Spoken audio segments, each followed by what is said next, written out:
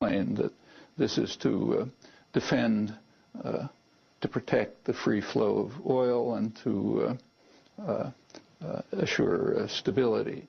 Those are the technical terms used for aggression and criminal violence, standardly. Well, going back to the UN resolution, did call for stopping the flow of arms into Gaza.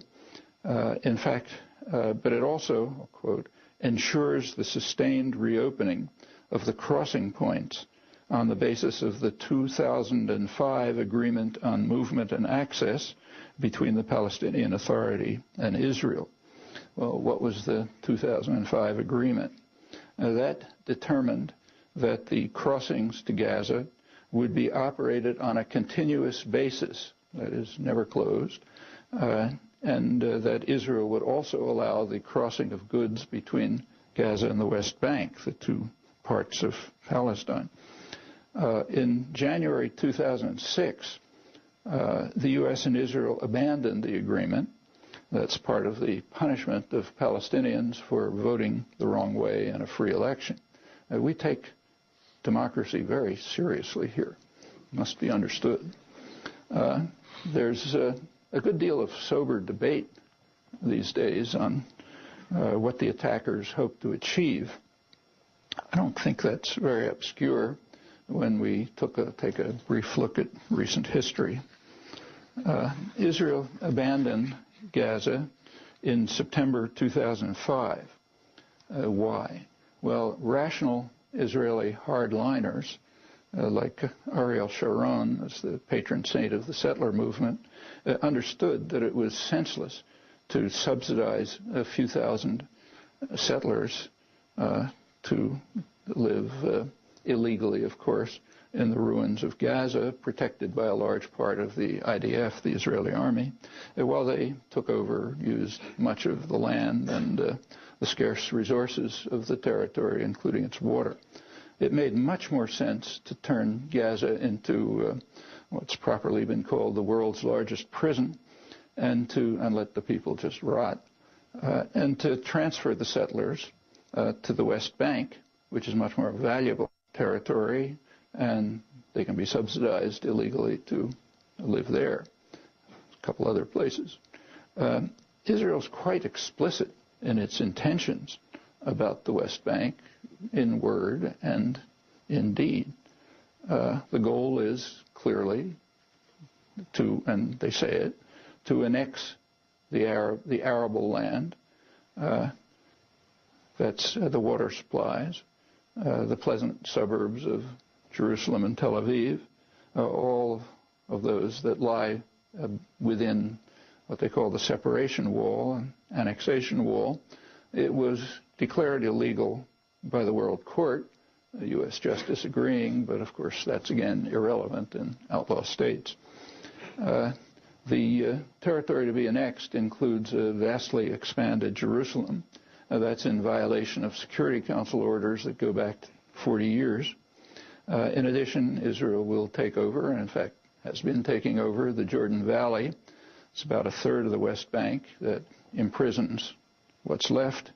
The part that's imprisoned is broken into fragments by settled salients, two major salients that basically trisect the territory, and many other settlements, and hundreds of mostly arbitrary checkpoints, which are designed to make life impossible for the two-headed beasts who may remain and will be like drugged roaches scurrying around in a bottle.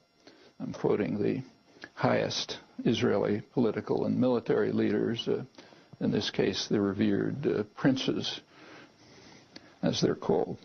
The owners of the land may grant the drugged roaches a few scattered parcels, but that's out of goodwill, not by right.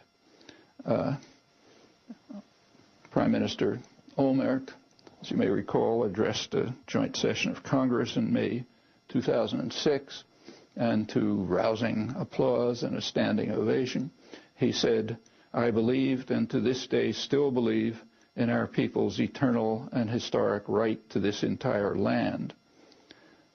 the entire land includes at least everything from the Jordan to the sea, and given his background, it may include Jordan as well, to which his party laid claim. He also announced a program for what he called convergence. That's for a program for taking over whatever is valuable in the West Bank, leaving the Palestinians in isolated cantons. Such plans are not new, maybe the details are, but they trace back to the earliest days of the occupation, a few days after the end of the war.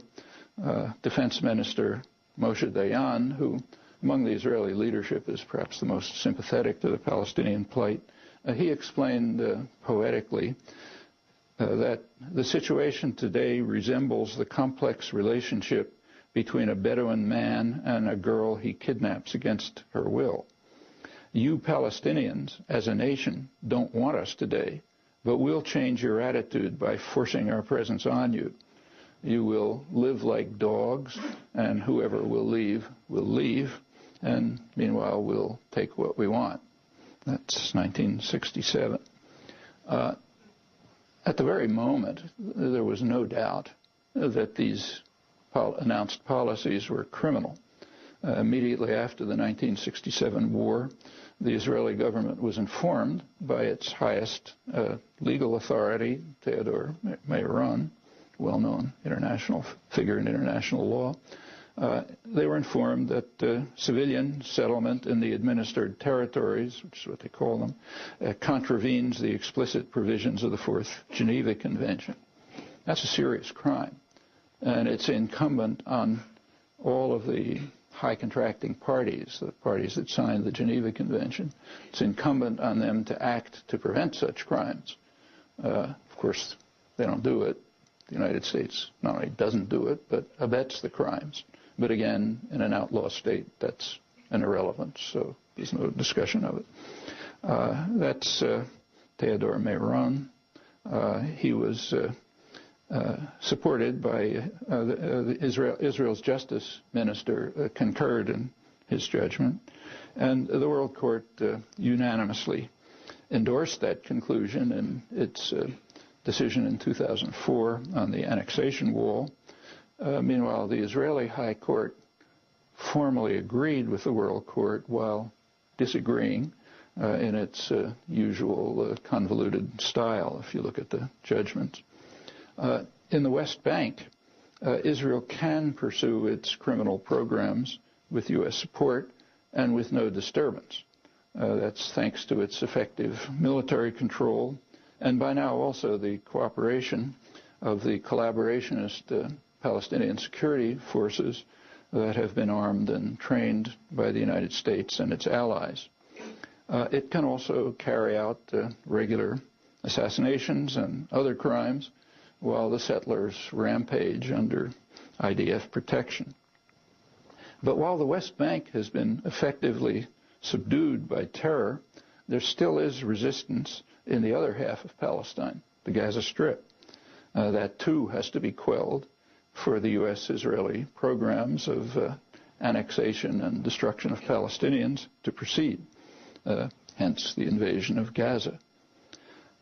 The timing of the invasion was presumably influenced by the coming Israeli elections.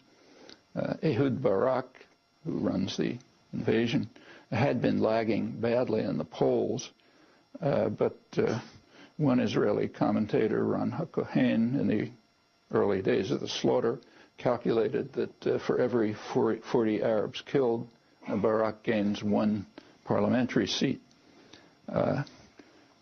However, the reasons lie much deeper than winning an election.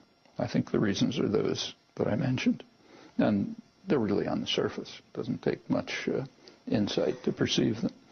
Well, aggression always has a pretext. In this case, there's a mantra that's endlessly repeated. You've heard it 1,000 times in Israel and the United States and in Europe. And the mantra